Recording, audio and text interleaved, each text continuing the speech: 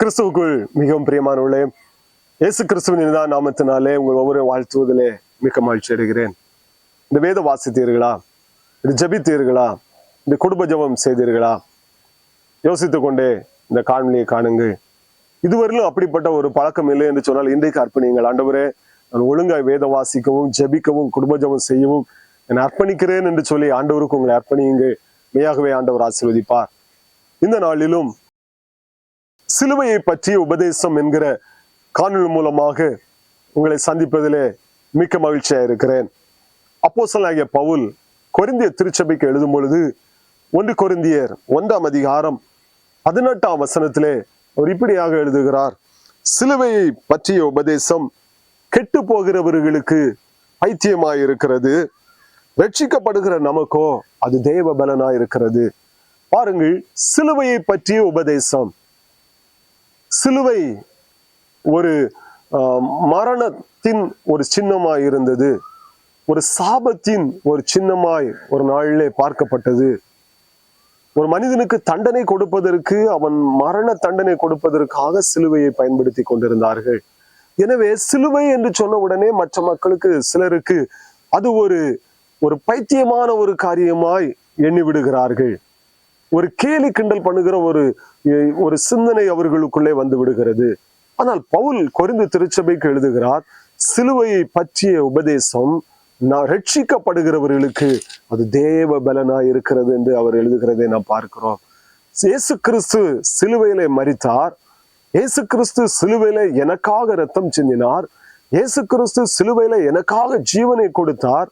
ஒரு மரித்து 3ஆம் நாள் உயிரோடு எழும்பினார் என்கிற அந்த உபதேசம், அந்த நல்ல செய்தி, அது நமக்கு தேவ பலனாய் இருக்கிறது என்று சொல்லி பவுல் இங்கே அவர் சுட்டி காட்டுகிறதை நாம் பார்க்கிறோம். எனவே தான் 1 கொரிந்தியர் 1ஆம் அதிகாரம் 23ஆம் வசனத்திலும் இப்படியாக எழுதுகிறார்: நாங்களோ சிலுவையில் அறையப்பட்ட கிறிஸ்துவை பிரசங்கிக்கிறோம், அவர் யூதருக்கு இடரலாயும் கிரேக்கருக்கு பைத்தியமாயும் இருக்கிறார். பாருங்கள், பவுல் சொல்லுகிறார், நாங்கள் சிலுவையில் அறையப்பட்ட கிறிஸ்துவை பிரசங்கிக்கிறோம். இயேசு கிறிஸ்து ஏன் சிலுவையில் அறையப்பட்டார்? அவர் ஏன் ரத்தம் சிந்தினார்? ஏன் சிலுவையில் அவர் மரிக்க வேண்டும்? அவர் ஏன் 3ஆம் நாள் உயிரோடு எழும்ப வேண்டும் என்பதை குறித்து நாங்கள் பிரசங்கிக்கிறோம். இது மனிதனுக்கு ரட்சிப்பை உண்டாக்குகிறது, தேவ பலனை கொடுக்கிறது. ஆனால் யூதர்களுக்கோ அது இடரலா இருக்கிறது, கிரேக்கர்களுக்கோ பைத்தியமா இருக்கிறது. காரணம், அவர்கள் ஞானத்தை தேடுகிறார்கள், ஞானவான்கள், நன்றாக படித்தவர்கள். அவர்களுக்கு சிலுவை என்று சொன்ன உடனே பைத்தியமாக தோன்றுகிறது. இதில் என்ன கிடைத்து விட போகிறது, சிலுவையினால் என்ன பலன்கள் உண்டாகிவிட போகிறது என்று சொல்லி அதை ஒரு கேலி கிண்டலாக அவர்கள் பார்க்கிறதை நாம் பார்க்கிறோம். ஆனால் பவுல் அப்போஸ்தலன் எழுதும்போது சொல்லுகிறார், இந்த இயேசு கிறிஸ்து மரித்த இந்த சிலுவையின் மூலமாக, அவர் சிலுவையிலே மரித்ததன் மூலமாக ஒரு பெரிய ஒரு தேவ பலன் நமக்கு உண்டாயிருக்கிறது, அதுல பெரிய ஆசீர்வாதம் இருக்கிறது என்று சொல்லி அவர் சொல்லுகிறதை நான் பார்க்கிறோம். பாருங்கள், வேதத்தின் அடிப்படையில நாம் பார்ப்போம் என்று சொன்னால் கலாத்தியர் 3ஆம் அதிகாரம் 13ஆம் வசனத்திலே பவுல் எழுதுமோ இப்படியாக சொல்லுகிறார்: மரத்திலே தூக்கப்பட்ட எவனும் சபிக்கப்பட்டவன் என்று எழுதியிருக்கிற பிரகாரம் கிறிஸ்து நமக்காக சாபமாகி நியாயப்பிரமாணத்தின் சாபத்திற்கு நம்மை நீங்களாக்கி மீட்டு கொண்டார் என்று சொல்லி அவர் எழுதுகிறதை நாம் பார்க்கிறோம். பாருங்கள், சிலுவையின் மூலமாக, இயேசு கிறிஸ்து சிலுவையிலே மரித்ததன் மூலமாக அங்கே சாபத்திலிருந்து நமக்கு ஒரு விடுதலை கிடைக்கிறது. காரணம், அவர் சாபமாகவில்லை, அவர் பாவம் செய்யவில்லை. என்னுடைய பாவத்தை, என்னுடைய சாபத்தை அவர் சிலுவையின் மீது அவர் சுமந்து தீர்த்தார் என்று சொல்லி பவுல் எழுதுகிறார். இயேசு கிறிஸ்து சிலுவையிலே மரித்ததன் மூலமாக என்னுடைய குடும்பத்திலே, என்னுடைய தனிப்பட்ட வாழ்க்கையில இருக்கிற சாபங்களிலிருந்து எனக்கு ஒரு விடுதலை தரும்படியாகத்தான் இயேசு சிலுவையிலே அவர் மரித்தார் என்று சொல்லி இங்க பவுல் முதலாவதாக அவர் எழுதுகிறதை நாம் பார்க்கிறோம். இரண்டாவதாக நாம் 1 யோவான் 1ஆம் அதிகாரம் 7ஆம் வசனத்திலே நாம் வாசித்து பார்ப்போம் என்று சொன்னால், அவர் ஒளியில் இருக்கிறது போல நாமும் ஒளியில் நடந்தால் ஒருவரோடொருவர் ஐக்கியப்பட்டிருப்போம். அவருடைய குமாரனாகிய இயேசு கிறிஸ்துவின் ரத்தம் சகல பாவங்களை நீக்கி நம்மை சுத்திகரிக்கும். பாருங்கள், இயேசு கிறிஸ்து சிலுவையிலே நமக்காக இரத்தம் சிந்தி அவர் மரித்தபடியினால், அந்த சிலுவையிலே அவர் சிந்தின அந்த இரத்தத்தின் மூலமாக நமக்கு கிடைக்கிற ஆசீர்வாதம் என்ன? பாவ மன்னிப்பு என்று சொல்லி யோவான் எழுதுகிறார். பாருங்கள், நாம் இயேசு கிறிஸ்துவின் ரத்தத்தை நாம் விசுவாசிக்கும் பொழுது, இயேசு கிறிஸ்து என்னுடைய பாவங்களுக்காக ரத்தம் சிந்தினார் என்று சொல்லி அவருடைய ரத்தத்தை நாம் விசுவாசித்து பாவத்தை அறிக்கை செய்து விட்டுவிடும் பொழுது வேதம் சொல்லுகிறது அவருடைய இரத்தத்தினால் நமக்கு பாவ மன்னிப்பு உண்டாகிறது. பாருங்கள், கலாத்தியருக்கு பவுல் எழுதும்போது சொன்னார், மரத்திலே அவர் தூக்கப்பட்டபடியினால், சிலுவையிலே அவர் மரித்தபடியினால் சாபத்திலிருந்து எனக்கு ஒரு விடுதலையை தருகிறார்.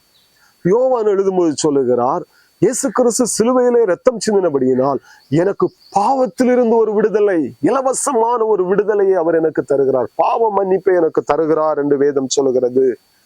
எபேசியர் 2ஆம் அதிகாரம் 13ஆம் வசனத்திலிருந்து 16ஆம் வசனம் வரை நான் வாசித்து பார்ப்போம் என்று சொன்னால், அங்கே பவுல் எபேசு திருச்சபைக்கு எழுதும்போது சொல்லுகிறார், முன்னே தூரமாயிருந்த நீங்கள் இப்பொழுது கிறிஸ்து இயேசுவுக்குள் கிறிஸ்துவின் இரத்தத்தினாலே சமீபமானீர்கள். எப்படி எனில் அவரே நம்முடைய சமாதான காரணராகி இருதரத்தாரையும் ஒன்றாக்கி பகையாக நின்ற பிரிவினையாகிய நடுச்சுவரை தகர்த்து சட்ட திட்டங்களாகிய நியாயப்பிரமாணத்தை தம்முடைய சரீரத்தின் மாம்சத்தினாலே ஒழித்து இருதரத்தாரையும் தமக்குள்ளாக ஒரே புதிய மனுஷனாக சிருஷ்டித்து இப்படி சமாதானம் பண்ணி பகையை சிலுவையினால் கொண்டு அதனாலே இருதரத்தாரையும் ஒரே சரீரமாக தேவனுக்கு ஒப்புரவாக்கினார் என்று எழுதுகிறார்.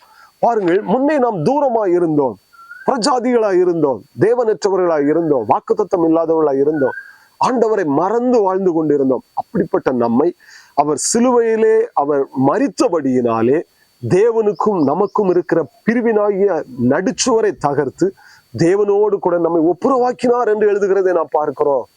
பாருங்கள், எப்பேற்பட்ட ஒரு பாக்கியத்தை ஆண்டவர் செய்திருக்கிறார். இயேசு கிறிஸ்து சிலுவையிலே மரித்தபடியினால், அவர் சிலுவையிலே மரித்ததன் விளைவாக நமக்கும் தேவனுக்கும் உள்ள அந்த பிரிவினை மாற்றப்பட்டிருக்கிறது. நாம் தேவனோடு அப்பா பிதாவே என்று கூப்பிட பண்ணுகிற புத்திர சுவிகாரத்தின் ஆவியை நமக்கு தந்து ஒரே பிள்ளை என்கிற அதிகாரத்தை நமக்கு கொடுத்து அவரோடு கூட ஒப்புரவாக்கினார் என்று எழுதுகிறதை நாம் பார்க்கிறோம். மாத்திரமல்ல, வெளிப்படுத்தல் 1:6 சொல்லப்பட்டிருக்கிறது. யோவான் எழுதும்போது சொல்லுகிறார், நம்மிடத்தில் அன்பு கூர்ந்து தமது இரத்தத்தினாலே நம்மை பாவங்களற கழுவி தேவனுக்கு முன்பாக நம்மை ஆசாரியர்களும் ராஜாக்களும் ஆக்கின தேவனுக்கு என்றைக்கும் ஸ்தோத்திரமும் துதியும் உண்டாவதாக என்று சொல்லி அவர் எழுதுகிறதை நாம் பார்க்கிறோம். பாருங்கள், இயேசு கிறிஸ்துவுடைய இரத்தத்தினாலே, சிலுவையிலே அவர் ரத்தம் சிந்தி மரித்ததினாலே நம்மை பாவமர கழுவி தேவனுக்கு முன்பாக நம்மை ராஜாக்களும் ஆசாரியர்களும் மாற்றி இருக்கிறார் என்று சொல்லி இங்கே யோவான் எழுதுகிறதை பார்க்கிறோம். எப்பேற்பட்ட பாக்கியம் பாருங்கள். பவுல் கலாத்திய திருச்சபைக்கு எழுதும்போது சொன்னார், சிலுவையிலே அவர் மரித்தபடியினால் சாபத்திலிருந்து நமக்கு விடுதலை. யோவான் எழுதும்போது சொன்னார், அவருடைய இரத்தத்தினாலே பாவ மன்னிப்பு. எபேசிய திருச்சபைக்கு அவர் எழுதும்போது சொன்னார், சிலுவையில் அவர் மரித்தபடியினால் தேவனுக்கு நமக்கும் உள்ள பிரிவினை மாறி ஒரு ஐக்கியத்தை உண்டாக்கினார், சமாதானத்தை உண்டு பண்ணினார் என்று எழுதுகிறார். இங்க வெளிப்படுத்தல் எழுதும்போது சொல்லுகிறார் யோவான், அவருடைய இரத்தத்தினாலே நம்மை கழுவி பாருங்கள் நம்மை ராஜாக்களும் ஆசாரியர்களுமாய் மாற்றி இருக்கிறார் என்று சொல்லி.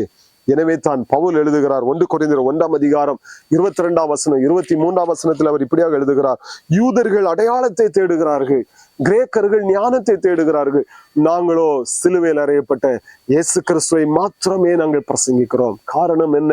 இந்த இயேசு கிறிஸ்து அவர் சிலுவையிலே மரித்ததன் விளைவாக எனக்கு சாபத்திலிருந்து ஒரு விடுதலை, பாவத்திலிருந்து ஒரு விடுதலை, தேவனுக்கும் எனக்கும் இருக்கிற பிரிவினையாக நடுச்சுவர் தகர்ந்து ஒரு ஒப்புரவாக்கி இருக்கிறார்.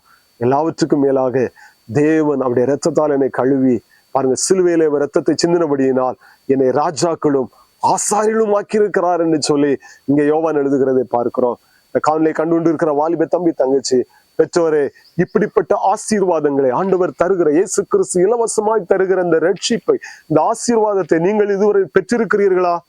அப்படி இல்லை என்று சொன்னால் இன்றைக்கு அர்ப்பணியுங்கள். ஆண்டவரே, நீர் எங்களுக்காக சிலுவையில அறையப்பட்டபடியினால், எங்களுக்காக சிலுவையில ரத்தம் சிந்தினபடியினால், சிலுவையில ஜீவனை கொடுத்தபடியினால் எங்களுக்கு ஒரு பாவ மன்னிப்பு, தேவனோடு உள்ள ஐக்கியம், ஆண்டவரே எங்களை ராஜாக்களும் ஆசீர்வாதம் மாற்றிருக்கிறீரே, அப்படிப்பட்ட பாக்கியத்தை எனக்கு இன்றைக்கு தாரும் என்று சொல்லி இயேசுவின் இடத்துல கேட்பீர்கள் என்று சொன்னால், இயேசு கிறிஸ்து உங்களுக்கும் அப்படிப்பட்ட பாக்கியத்தை தந்து வழிநடத்தவர் போதுமானவராய் இருக்கிறார். அந்த தேவனுடைய கரத்தில் அர்ப்பணிப்போம். கர்த்ததாமே சிலுவையினால் வருகிற ஆசீர்வாதங்களை, நன்மைகளை நமக்கும் நம்முடைய குடும்பங்களுக்கும் தந்து வழிநடத்துவாராக. ஆமென். God bless you.